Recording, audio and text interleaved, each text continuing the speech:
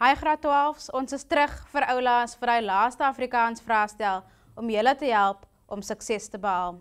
Ons gaan onmiddellik begin met die inhoud en die struktuur van julle vraestel 2.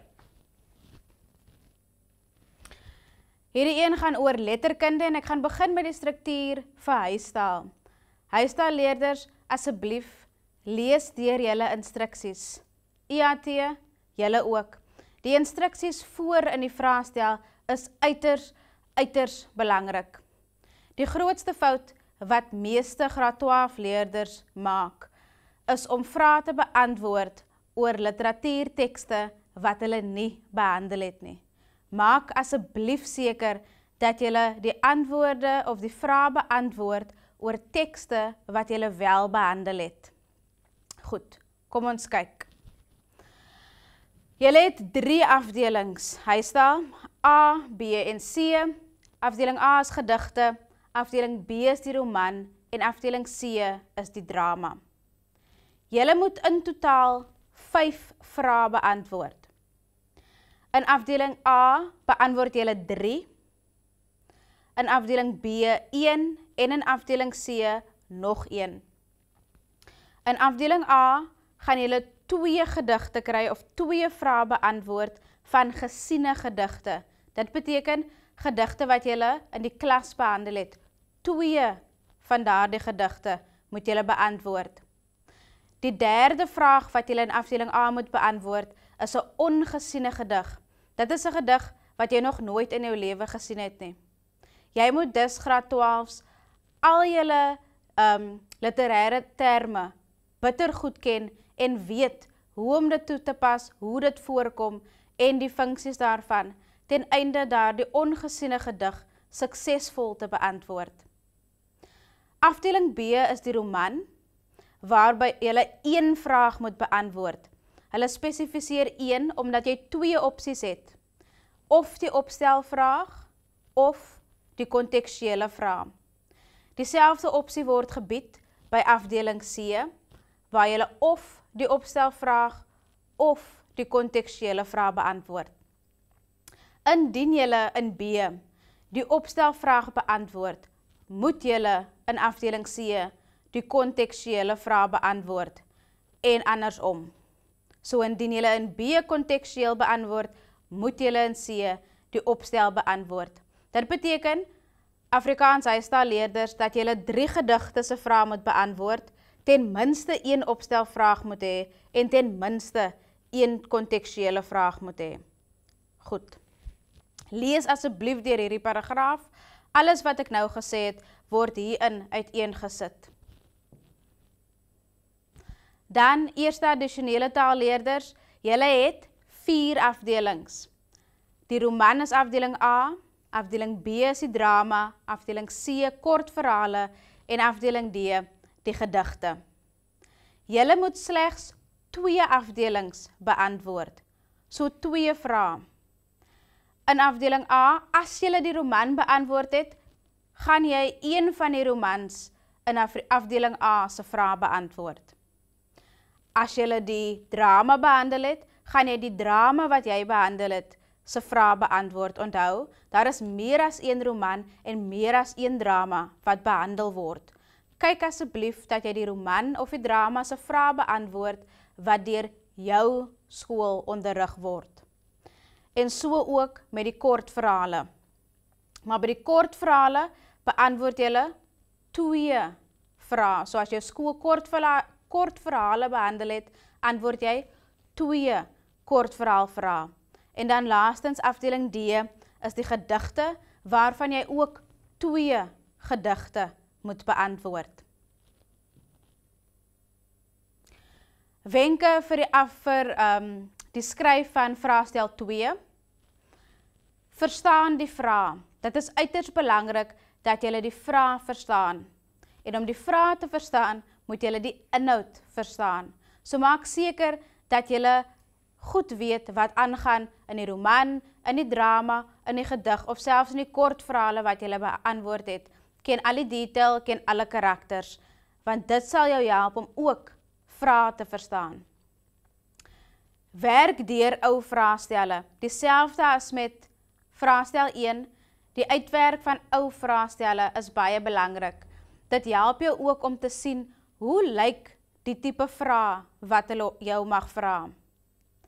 Dan, wanneer dit kom by die gedigte, wat my persoonlik ook gehelp het, is wanneer ek al my annotasies geleer het en deur al my mondtelike vrae van my gedigte gewerk het, het ek skoon blanko gedigte uitgedruk of neergeskryf en seker gemaak en myself getoets, dat ek wel daardie gedigte kan annoteer sonder my notas, dat ek weet, in reël 1 is dit 'n metafoor, in reël 5 is dit personifikasie, ensovoorts.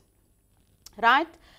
Leer ook die volgende, ken die temas, die boodskappe, die kerngebeure, die karakters se koneksies of die verhoudinge wat daar is tussen die karakters, is ook belangrik, maar om die verhoudinge te verstaan, moet jy ook al die karakters ken, selfs die minder belangrike karakters, en dan ook die konflikte, die innerlike konflik en die uiterlike konflikte moet jy kan bespreek.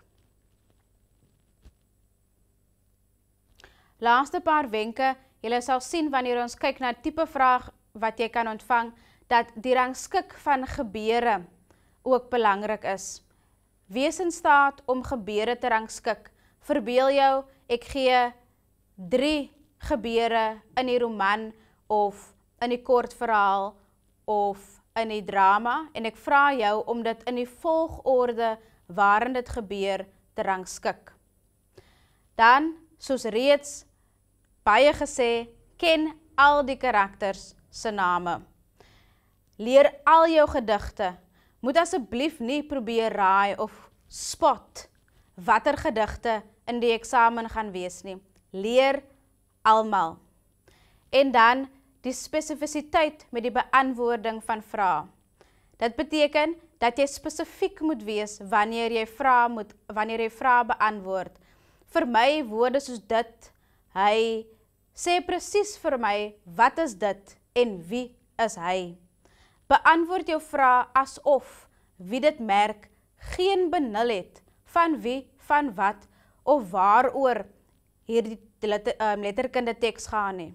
Verbeel jou die merker het geen kennis nie en beantwoord jou vrae vanuit daardie perspektief. Hierdie is 'n voorbeeld van 'n uittreksel uit vraestel 2 vraestel. Dit is spesifiek Vila se kind, maar wat die uittreksel sê op hierdie stadium maak nie vir my saak nie. Wat ek wil bespreek is die funksie van die uittreksel. Die fout word dikwels begaan waar leerders dink dat die antwoorde in hierdie uittreksel gevind word. Dit is nie waar nie. Die uittreksel is daar om agtergrond te bied, om jou geheue te prikkel, sodat jy presies weet op watter stadium ons nou is in die gegewe letterkunde teks, om jou bietjie meer konteks te gee en jou bietjie te help. Maar dit beteken nie dat jou antwoorde noodwendig uit hierdie uittreksel kom nie. Goed, ons kyk na huistaal. Dit is 'n voorbeeld van afdeling C uit 'n NSS vraestel, die drama. Julle sal sien dat die gesê word, beantwoord in hierdie afdeling slegs 1 vraag oor die drama. Goed, 1 vraag. En dan het jy die keuse, so hulle sê beantwoord of vraag 14, wat die opstelvraag is, of vraag 15, wat die kontekstuele vraag is. As deel van die uittreksel het ek hier vir ons gesit, die opstelvraag, sodat julle kan sien hoe lyk 'n tipe opstelvraag in 'n NSS eksamen. Dit is, skus as ek dit nie gesê het nie, die huistaalleerders, onthou, julle kry die opstelvraag. Hulle vra onder andere, bespreek in 'n opstel van 400 tot 450 woorde die verskillende rolle wat map in die drama speel. Goed, ons weet 400 tot 450 woorde gaan oor verskillende rolle van map. Goed, hier moet jy dus weet watter rolle het map in hierdie drama vertolk. Ek dink onder andere aan, hy was eerstens 'n hoofkarakter. Goed, behalwe vir 'n hoofkarakter was hy ook 'n gevangene. Na hy gevange was, is hy ook dan weer 'n vryman, 'n gelowige. Onthou, hy kom tot bekering terwyl hy in die tronk is. En so is daar nou baie meer opsies. Hy was ook 'n seun en hy het ook vir Blanche in sy lewe gehad. Dis daai tipe verhoudinge wat jy kan oor uitbrei, sy rol in die gemeenskap. Okay? Hy het ook 'n rol in die gemeenskap gespeel. Okay? So elkeen van die kan 'n paragraaf vorm wat bydra tot die 400 tot 450 woorde. Maar sien, ten einde dit te weet, moet ek die inhoud van die roman ken, om te kan uitwerk wie was Map, watter rolle het hy vertolk, en nes elkeen van ons het hy verskillende rolle oor sy lewe vertolk. Ek hoop dit maak sin.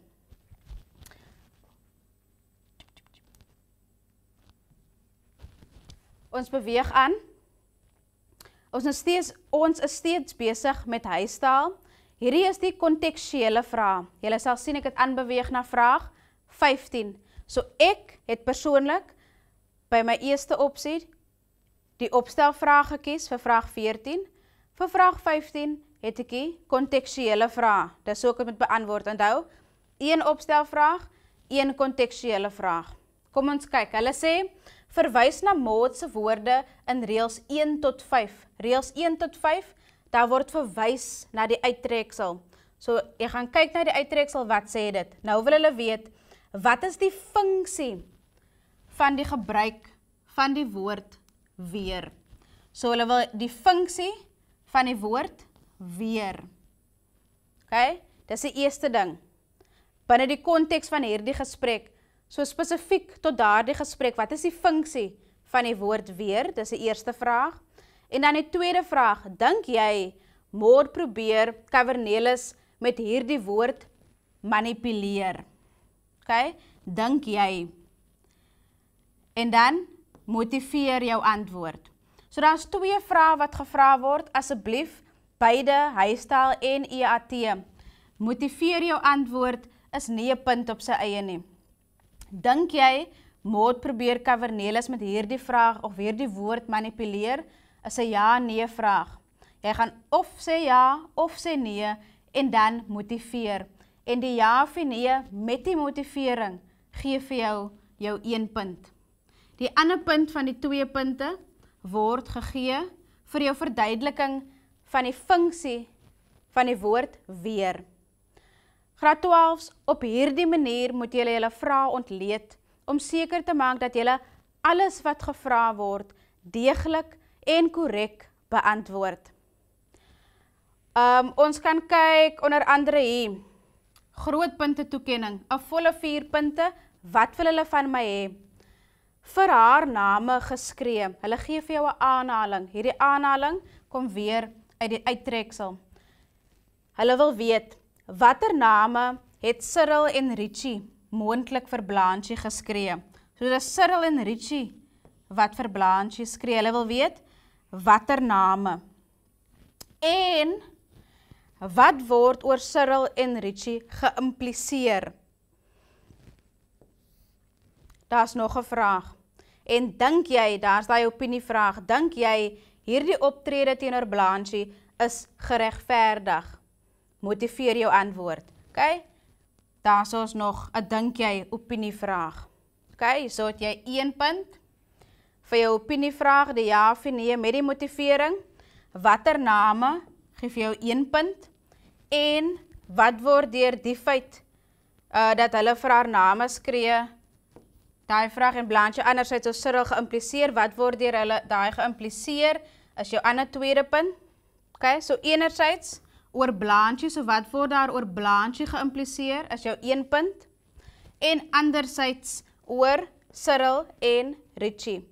So wat word geïmpliseer aan die een kant oor Blanche, as ons kyk na die name wat sy genoem word, En wat word aan die ander kant geïmpliseer oor Cyril en Richie, as ons kyk na die name wat hulle vir Blanche noem.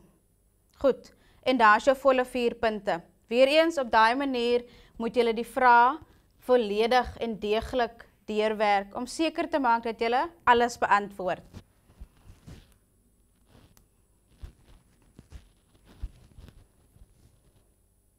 Eerste addisionele taal. Ons begin met julle vraag. Hier wil ek hê julle moet kyk spesifiek na vraag 4.1. Voltooi die volgende paragraaf feitelik korrek deur die ontbrekende woorde uit die roman neer te skryf. Sien daar in vet gedruk is die woorde uit die roman.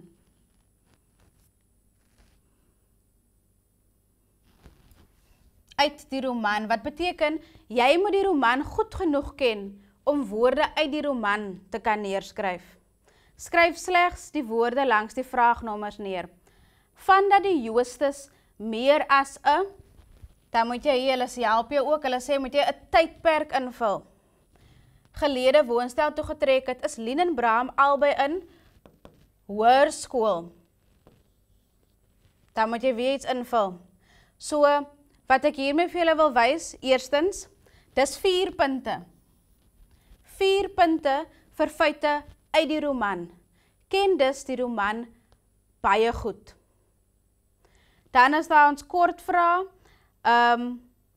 Ons kyk na vraag 4.4. Bram brom iets, maar Lien sê niks. Goed, brom. Hier kom die woordeskat in, EAT, the vocabulary. You need to know, what does brom mean? Wat beteken brom? Kies die korrekte antwoord om die sin mee te voltooi.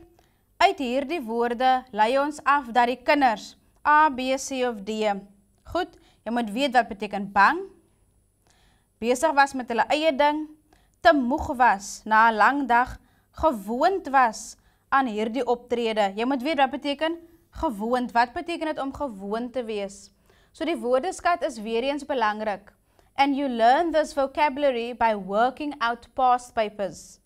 Because making a vocabulary list now, it's a little too late. So work out the past papers, work through the past papers so that you can pick up on the meaning of these words.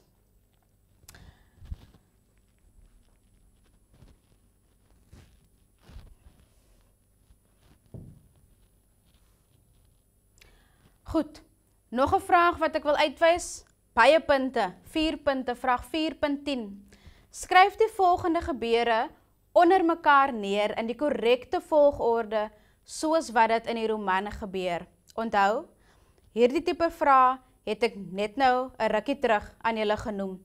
Jy moet dus hierdie gebeure in die korrekte volgorde moet kan neerskryf, wat weer eens beteken dat jy die inhoud van die roman uiters goed moet ken. So ook 4.11, kyk weer, oom Frank sê, julle sukkel, ek is jammer. Reël 1 tot 2, goed, 'n verwysing na die uittreksel. Kies die korrekte antwoord uit hakkies. Hulle het die woorde ironies en manipulerend. Ironies en manipulerend. Wat beteken? Julle moet verstaan, wat beteken die woord ironies? Wat beteken manipulerend? Ten einde die korrekte een te kies, want dis nie net eenie, meenie, miny, mo. Jy moet hom kies en dan motiveer in vraag 4.11.1 vir nog 'n punt. Goed. Hier ook in vraag 4.12 is hy figuurlike betekenis. Figuurlike betekenis moet julle dan ook kan beskryf. Graad 12's, dit is die wenke wat ons vandag vir julle het met die beantwoording van julle vraagstel 2. Die grootste wenk wat ek hoop vandag deurgekom het, is dat dit uiters belangrik is vir julle om die inhoud van enige teks, het sy dat julle gedigte, die roman, die drama, is om dit goed te verstaan, goed te ken, ten einde die vraag suksesvol uit te werk, en dan laastens ter voorbereiding om die ou vraagstelle uit te werk, sodat julle kan opvang of snap, hoe lyk die vraag, watter woorde ken ek nog nie, en kan ek hierdie vraag beantwoord. Ek hoop dat hierdie video's julle gehelp het, en dat julle in hierdie eksamen groot sukses gaan behaal. Baie dankie.